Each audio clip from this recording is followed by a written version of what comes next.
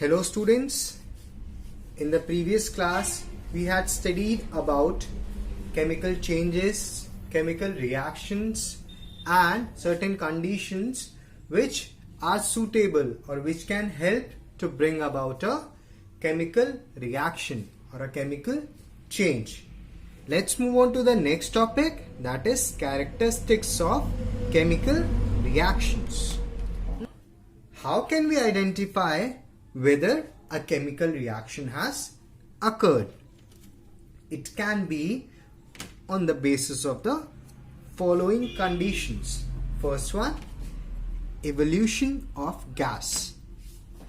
Whenever we observe that a gas is being released during the course of any process, we call it, or we say that a chemical reaction has occurred.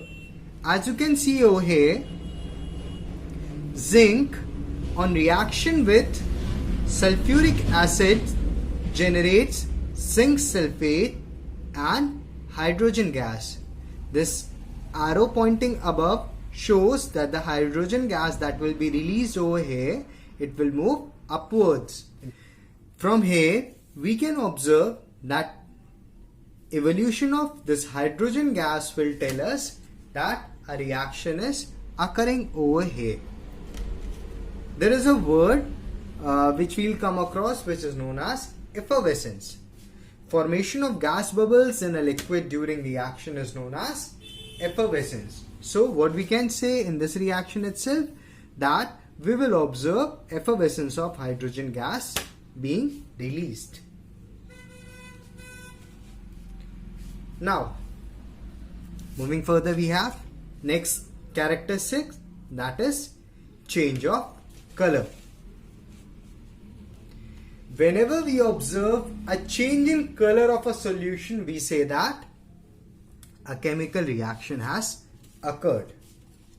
As you can see in this example itself, iron, which is silvery gray in color, reacts with copper sulfate, which is blue in color, in order to generate iron sulfate, green in color, and copper, which is reddish brown in color.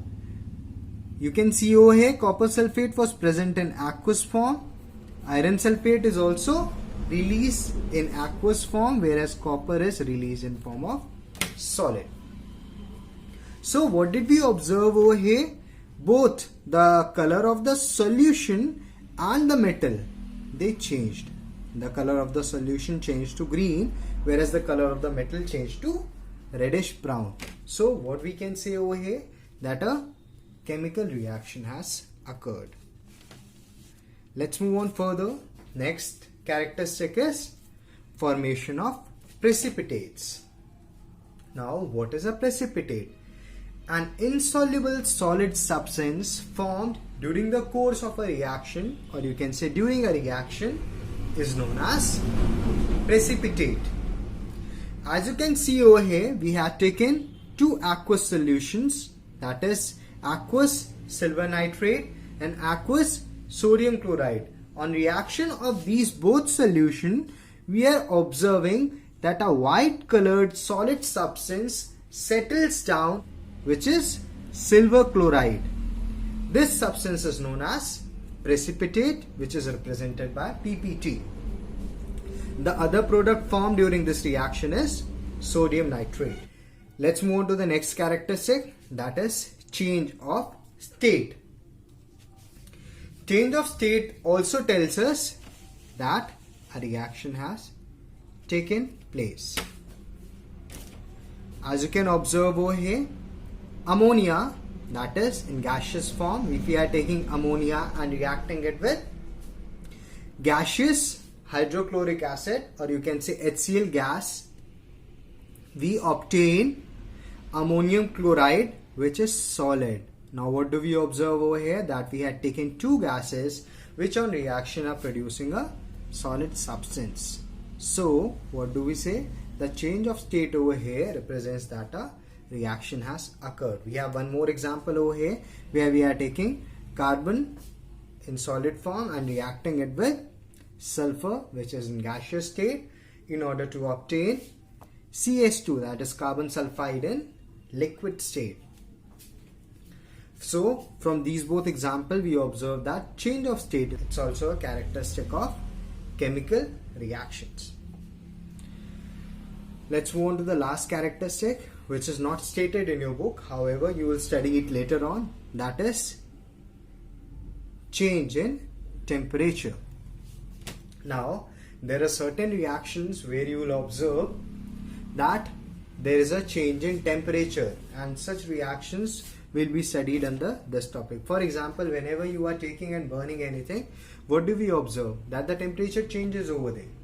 Similarly, you all know that in the process of respiration, we breathe in cold air, whereas we breathe out warm air. Again, it can be said as a chemical reaction where we are observing a change in temperature. Now, before moving on to the next topic, I would like to clarify one thing, students, and that is that if you are observing any of these in any of the process, this does not mean that a chemical reaction is essentially occurring over there, because these are characteristics of chemical reactions. So what do we say?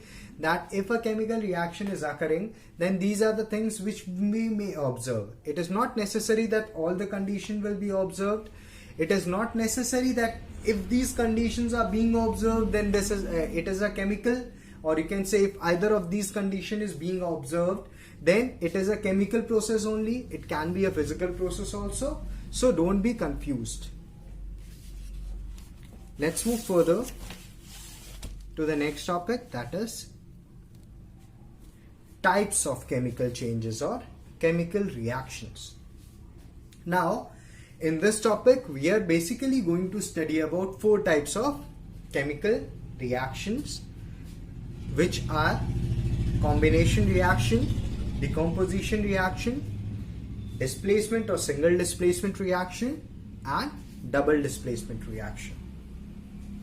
Let's move on to the first type of chemical reaction, which is combination reaction, also known as direct combination or synthesis reaction. What exactly is a combination reaction? As the name itself suggests, combination, that means certain things are coming together and combining or getting together in order to form a new substance. So this is what we observe over here also, that is when we have more than one reactants, that is we can say that whenever we have 2 or more reactants which combine to generate only a single product, it is known as a combination reaction. As you can see over here, the general formula has been given, that is when we have taken only 2 reactants over here. It can be more than 2 also. So when we are taking 2 reactants A and B and reacting it with each other, they are combining in order to form AB. That is, we'll be having 2 or more than 2 reactants over here and only a single product over here. Now, the reactants that we are taking over here can either be element and element, which combine to generate a compound. For example, carbon and oxygen. Carbon is an element, oxygen is an element, and they both are combining together in order to generate carbon dioxide and heat over here. I've already told you this triangle is over here is known as delta, and it represents heat. So you can see over here, heat is required to start the reaction, but once it starts, it continues exothermally. As you already know that when you take a piece of paper and burn it, you already know that you require the matchstick to only start the burning process. That means you will light the matchstick and touch it on the paper. The paper, after catching fire, does not require the matchstick to further continue the process. It is not like that. We have to keep the matchstick lighted until the whole paper is burnt. No, that means the heat over here was required only to start the process, and once the process has started, the heat is being generated by the reaction itself. The burning of paper itself is generating heat now, and you can feel the warmth also. So that is what the sentence says, that is, heat is required to start the reaction.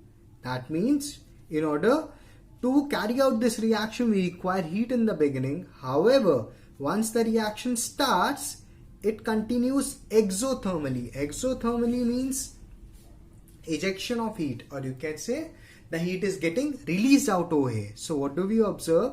That we needed heat in order to start the reaction. However, after the reaction started, the reaction itself was capable of producing heat out. Reactants of this reaction can also be a compound and an element. Like you can see over here, we have taken carbon monoxide, which is a compound, and it is reacting with oxygen to generate a compound, carbon dioxide, obviously on application of heat.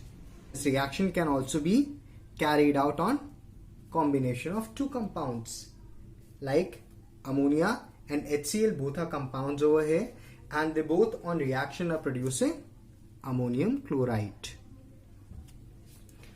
One thing more to be noted here is that photosynthesis is also considered as a combination reaction, or you can say photosynthesis is also an example of a combination reaction. The reaction for which has been given over here, that is, carbon dioxide combines with water in presence of sunlight and chlorophyll to generate glucose and oxygen gas.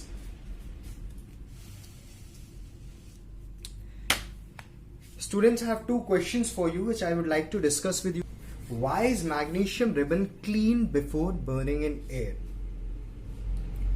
See what happens. Burning of magnesium in air is a combination reaction which goes by the reaction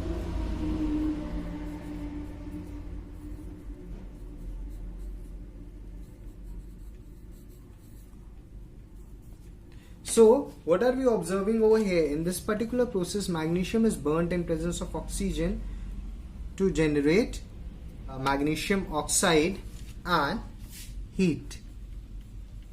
This is accompanied by light also.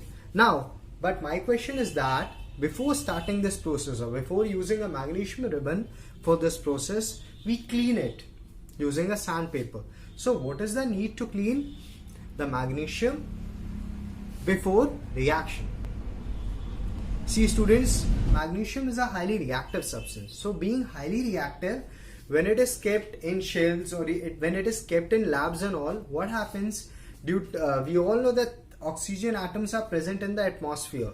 So what happens? Magnesium ribbon reacts with the oxygen in the air, due to which a magnesium oxide film is formed on the surface of magnesium ribbon. Now, when we take this magnesium ribbon on a splinter or a burner, what do we observe over there? That because the layer that is exposed to the burner, or you can say to the flame of the burner, is of magnesium oxide, which is stable compound, so it will not burn easily. That is the reason what do? We first clean the magnesium ribbon so that the layer of magnesium oxide is removed from it, and then we burn it. In this way, we can carry out the reaction efficiently. Let's move on to the next question, that is, why do walls shine some days after whitewashing? You all must have observed whitewashing being done at your homes and all. What do you observe? That when whitewashing is done for the next 2-3 days, the room looks a bit dull. However, after 2-3 days, you observe there is a certain shine in your room. What is the reason behind it? The substance that we use for whitewashing at our home is calcium hydroxide. Now, what happens when this calcium hydroxide, it is painted, or you can say when it is applied on the walls, it starts reacting with the carbon dioxide present in the atmosphere. Now, on reaction with carbon dioxide, they both combine together and generate a new compound, which is calcium carbonate. Now, what do we observe over here? Because this calcium hydroxide, or you can say the substance that was used in whitewashing, reacted with carbon dioxide present in the atmosphere, it formed calcium carbonate, that is CaCO3, which has a white shiny appearance.